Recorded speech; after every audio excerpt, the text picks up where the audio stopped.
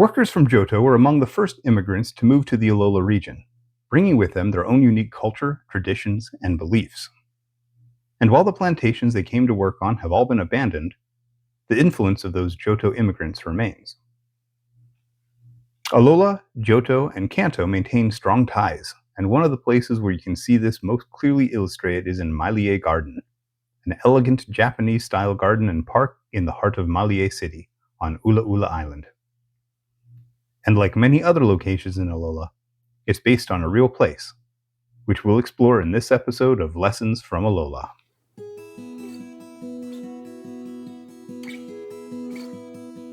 Alola, Pokemon trainers, and welcome to another episode of Lessons from Alola, the series where we take a look at the real-life inspirations for the Pokemon, locations, and items introduced in Pokemon Sun and Moon. This time, we're taking a walk around Malie Garden, a popular hangout on the largest island in the Alola archipelago, and, believe it or not, an excellent place to catch Pokemon. The only port on Ulaʻula Island is in Malie City, on the northeast side of the island. Malie means calm in the Alolan language, and this laid-back city absolutely lives up to its name. Malie is a city founded by immigrants from Kanto and Johto, which, based on some historical clues, can most likely be traced back to plantation workers employed in the now-defunct sugar industry. The Johtonian influence is clearly visible from the Kirizuma-style roofs throughout the city. And near the Ulaʻula Ferry Terminal, just past the city's only Pokemon Center, you'll find the entrance to Malie Garden, a beautiful torii gate. Malie Garden is described as a paradise for perambulation, which just means it's a nice place to take a leisurely walk. As soon as you enter the garden, you're greeted with a pair of guardian Growlithe statues, one on either side of the path. Behind these two statues is the central bridge of the garden, which is sometimes populated by a group of 6 trainers with Pokemon teams identical to the ones used on the Nugget Bridge, outside of Cerulean City in the Kanto region. If you look west after crossing the Nugget Bridge, you'll see a wooden pavilion bridge in the middle of a partially submerged path. This is a uniquely Johtonian structure, and, in fact, the original pavilion was constructed in Ecruteak City, disassembled, and shipped to Malie City to be reassembled on the spot where you can currently find it. Directly north, you can see a small island with a lantern, donated by Kanto when Malie Gardens was first founded, as well as a small square pavilion and another arched bridge almost identical to the Nugget Bridge at the entrance of the park. All 3 of these bridges cross a single body of water, a large, saltwater artificial lake shaped like a Gyarados. The lake is fed by an inlet at its tail, on the east side of the garden, and rises and falls with the tide. Thanks to the connection to the ocean, this lake has plenty of Magikarp and Goldeen that you can fish up, as well as an occasional Basculin. Near the center of Malie Garden is an ice cream shop, which is commonly mistaken for a tea house. While How does tell us there's somewhere in the garden that serves tea, the life-size Vanillish statue clearly indicates its true business model. After all, what's more satisfying than an ice cream cone on a hot Alolan afternoon? Tea does still appear to be on the menu, served by the Frostlass that work at the ice cream shop, but you need to head a little deeper into the park to find the real tea house. The actual tea house is located further north, past the ice cream shop, at the end of a walking path. This tower features an ornate design similar to the bell tower in Ecruteak City. You can't access this structure in the games, because tea culture is highly ceremonial, and traditional Chashitsu tea houses aren't usually open to casual observers. And that about does it for our tour of Malie Gardens. While it's a unique location in both the games and the anime, most Pokemon fans won't remember it as anything except a short detour from the main plot. However, for residents of Hawaiʻi, it's one of the most recognizable locations in any of the Pokemon games. That's because it's closely based off of Liliʻuokalani Parks and Gardens, which is a popular location for walking, relaxing, and catching Pokemon. Liliʻuokalani Gardens is among the oldest Japanese-style gardens outside of Japan, and is the only one with a tidal-fed pond outside of Tokyo. It covers an area of 97,700 square meters, which, for American students, is about the area of 18 1/4 football fields. It's named for Queen Liliʻuokalani, the 8th reigning monarch of the Hawaiian Kingdom. Queen Liliʻuokalani died in November 1917, the same month construction on the gardens began. Hilo was her favorite place to visit. However, after 1914, she was too ill to travel. She knew the gardens were being built and were to be named in her honor, but she never saw the gardens completed. Her birthday is celebrated in early September with multiple hula halau dancing and mass, children's games, cultural demonstrations and displays, and much more. The celebration, He Halia Aloha no Liliʻuokalani, or A Cherished Memory of the Queen, is sponsored by the County of Hawaiʻi with great community support. Liliʻuokalani Gardens is located on the Waikea Peninsula in Hilo Bay, on the northeast side of the island of Hawaiʻi. While Hilo doesn't have a ferry service to other islands, it does have a port, which is also in Hilo Bay, and likely served as the inspiration for the Ulaʻula ferry terminal. Unlike Malie, Hilo wasn't founded by Japanese immigrants. It was originally settled nearly 1,000 years ago by Polynesian explorers, but expanded significantly in the 19th century as Asian immigrants came looking for work on the sugar plantations.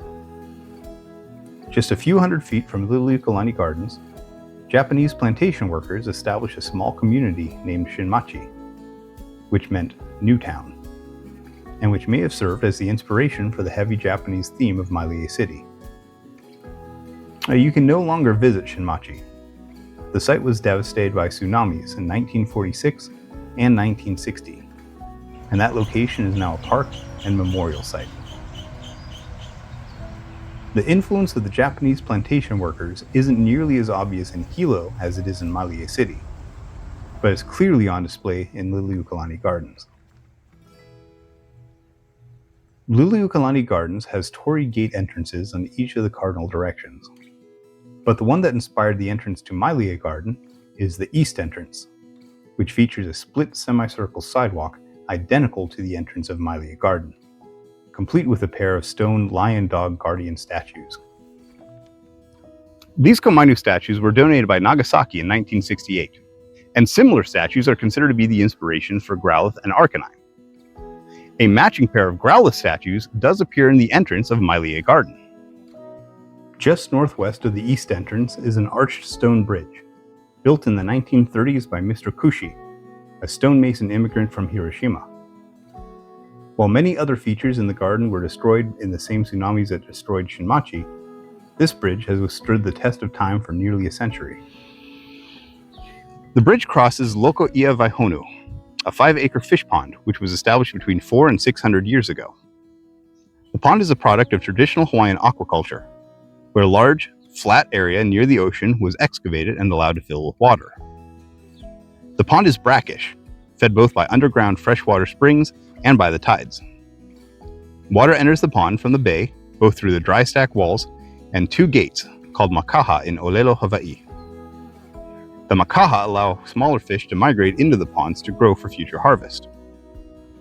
Fishermen use the pond to collect bait and to teach their children how to fish. Restoration efforts of the traditional fish pond are underway with the help of the Friends of Liliʻuokalani Gardens. Looking across Lokoʻia Waihonu from the arched stone bridge, you can see the wooden pavilion bridge. This is a modern replica of the original bridge, which was destroyed in the 1946 tsunami. 2 low stone and gravel paths lead to this bridge. And since Lokoʻia Waihonu is still connected to the ocean, at high tide the water rises above the paths and the bridge appears to be floating in the middle of the pond. Past the wooden pavilion bridge, you'll find one more bridge, a double-arched cement bridge that was poured in place when the park was originally founded. This is one of the oldest features in the park, and among the only original features that hasn't been rebuilt or renovated following the 2 tsunamis in the middle of the 20th century. It was poured by Mr. Isimoto when he was an apprentice. His descendants founded and still run the Isimoto Contracting Company. If you take a walk around the perimeter of the park, eventually you'll reach Ali'i Ice on the southern edge. It's a local business that provides bagged ice for both residential and commercial use, and they also run a small ice cream parlor outside of the store. The Ice House specializes in locally made ice cream and paletas. Liliʻuokalani Gardens does not have a tower like Malie Garden or Ekritique City, and the closest you'll find is the Fukuoka Lantern, which matches those towers in shape, if not in size. But nearby you can find the Shoro-an, a Japanese tea house. You can't simply walk in and buy tea though. This is a ceremonial tea house, where chado is practiced. But if you're interested in learning the way of tea, the Urasenke Tankokai Hilo Association offers classes at Shoro-an 4 times a week. I mentioned catching Pokemon in Liliʻuokalani Gardens. As a matter of fact, when Pokémon Go was released in 2016, Liliʻuokalani Gardens became one of the most popular spots on the entire island of Hawaiʻi to catch Pokemon. One of the major reasons is because in the northeast corner, there are 4 Pokestops so close that you can stand on the sidewalk and reach all of them. It isn't uncommon on community days to catch a large group of players clustered in that location, eagerly spinning Pokestops and catching the plethora of Pokemon that are attracted to multiple lures. It's also the home of 17 Pokestops, with additional ones over on Moko'ola, Coconut Island, a small island accessible by walking path. The sidewalk around the perimeter of the garden is almost exactly 1 kilometer in length, which makes it easy to keep track of when your eggs are going to hatch and how much candy you're getting from your buddy Pokemon. Additionally, the Ice House and occasionally other vendors make it easy to get refreshments so that you can continue to play all day. Forgive me if this sounds like bragging, but Liliʻuokalani Gardens is also the point of origin for what might be the oldest Charizard in Pokemon Go. Pokemon Go was released on June 6, 2016, but I got access to it a full day early. The very first Pokemon I encountered was a Charmander, which I caught and have held on to ever since. To date, this is the only Charizard that I've ever seen timestamped as June 5th, a day before the release of the game. If you have an older one, make sure that you show me in the comments below.